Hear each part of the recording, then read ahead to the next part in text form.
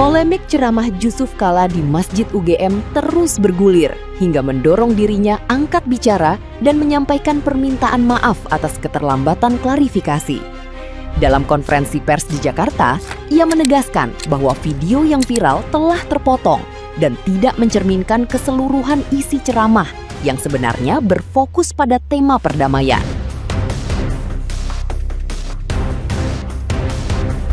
Disampaikan dalam forum Ramadan di lingkungan kampus, materi tersebut ditujukan kepada audiens terbatas dengan pendekatan kontekstual yang tidak dimaksudkan untuk menyinggung pihak manapun.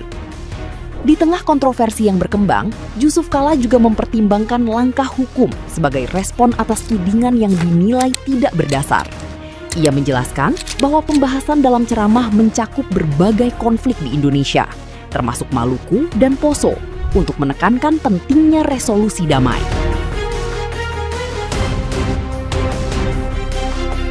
Penjelasan mengenai istilah keagamaan disampaikan sebagai upaya memudahkan pemahaman jamaah.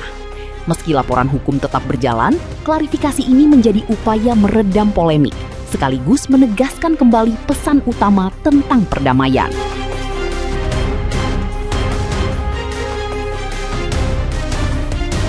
Nah, gimana nih menurut netizen yang terhormat? Silahkan berkomentar ya. Kalau mau ngomongin agama orang, minimal ngerti dulu, jangan cuma berani. Karena sekali salah ngomong, yang kena bukan cuma nama sendiri, tapi bawa-bawa keyakinan orang banyak. Jujur ya Pak, ini ngomongin agama apalagi ngawur sih? Karena setahu saya ya, Yesus Kristus itu ngajarin kasih, bukan justifikasi kekerasan. Bahkan ditampar aja disuruh kasih pipi sebelahnya. Kadang yang bikin gaduh itu bukan netizen ya, tapi pertanyaan tokoh yang terlalu pede ngomongin hal yang bukan bidangnya. Jadi blunder kan tuh. Hade. Gue penasaran sama potongan video JK yang viral. Akhirnya gue cari versi lengkapnya. Dan setelah gue tonton, narasinya ternyata beda banget sama clipper-clipper di sosmed. Di clipper, kedengarannya tuh keras, seolah-olah JK tuh provokator gitu. Tapi di versi lengkapnya, konteksnya ternyata dia tuh lagi ngeredam konflik. Dia lagi ngomong sama orang yang lagi perang. Dan pesannya juga sederhana, nggak ada agama yang ngebenerin bunuh orang yang nggak bersalah. Dan ini penting, potong video 10 detik dari 10 menit, itu bisa ngerubah artinya secara total. Dan kalau ini dibiarin, orang jadi bisa dihukum bukan karena faktanya, tapi karena persepsi orang lain. Dan ini udah pernah kejadian sama Ahok. Jadi sebelum kita percaya sesuatu, gue nyaranin untuk selalu cek dua sisi. Karena sering banget yang salah tuh bukan ucapan orangnya, tapi cara kita dikasih liatnya sama media. Password JK. Pak JK dilaporkan atas dasar melecehkan agama umat Kristen. Dari potongan video. Nah, full videonya coba dilihat. Ini emang kerjaan si gajah nggak diri-diri nih. Ini gajah nggak diri-diri emang demen banget pembunuhan karakter ke orang lain. Segala utang perusahaannya Pak JK aja dikeluarin. Kang Supa, yang namanya perusahaan punya utang itu wajar. Yang nggak wajar itu presiden kita bukannya menurunkan utang negara, malah terus-terusan naikin utang negara. Gue udah capek sebenarnya ngebahas si manusia termul, karena lah semua udah akut, udah nggak ada obat tuh ya sakitnya. Dan satu lagi nih, Pak JK dibilang pendana ijazah palsunya Solo. Rismon, gimana rasanya jadi pengkhianat? Abis mengkhianati geng kamu, kamu sowan ke Solo. Ternyata sama Solo dibiarin.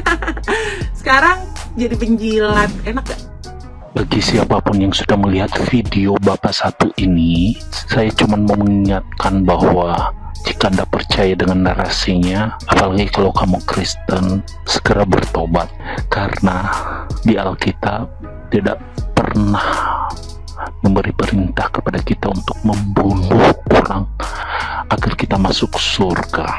Di hukum Taurat kita tahu bahwa dilarang membunuh. Bersaksi dusta aja tidak boleh, apalagi membunuh. Dan juga di Injil, Tuhan Yesus berkata agar kita mengasihi musuh kita. Berdoa bagi mereka. Orang menampar pipi kiri saja, kita kasih pipi kanan. ya kali membunuh jadi syarat untuk masuk surga. Dan untuk Pak Yusuf Kalla, kalau mau ngomongin agama orang, please cross check dulu kebenarannya. Semoga Bapak mendapatkan pemahaman yang benar tentang Kristen itu sendiri. Bless you Pak, Jesus bless you.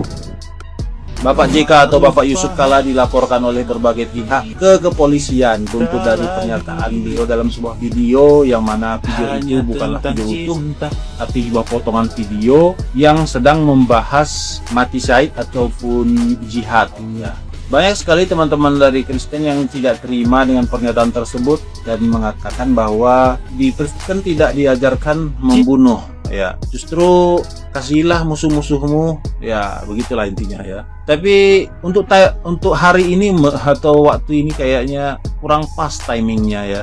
Soalnya saat ini ya Donald Trump ya sedang menyerang Iran ya. Datang dari daratan Amerika, menembakkan misilnya, menembak ke sebuah sekolah yang menewaskan 165 anak kecil masih berumur 7 sampai 12 tahun ya kan. Masalahnya oke, kita kan percaya ini urusannya di geopolitik, ini politik lah intinya ya kan. Tapi yang kita dengar selama ini yang digaung-gaungkan Amerika, memang mereka melabeli perang ini dengan perang suci ya. Mereka contoh Menteri Pertahanan mereka mengutip Mazmur 144 kalau tidak salah ya, dan mereka mengatakan bahwa Donald Trump sudah terpilih dan diurapi, dan Donald Trump itu sudah didoakan oleh pendeta-pendeta dari Amerika Serikat. Ada videonya. Jadi saya percaya bahwa perang ini memang tidak bisa dipisahkan dengan Kristen ya. Itu kepercayaan saya. Jadi apapun Anda katakan bahwa oh itu bukan, ya terserah lah ya kan. Bagi saya ya itu yang saya lihat ya.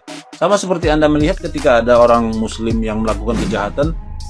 Heboh, sekarang lagi heboh-hebohnya Pak JK lagi dituntut ya, karena ada sekelompok orang yang merasa bahwa mereka ini terprovokasi, mereka ini melaporkan Pak JK karena menuding Pak JK mengeluarkan statement yang membuat gaduh ya.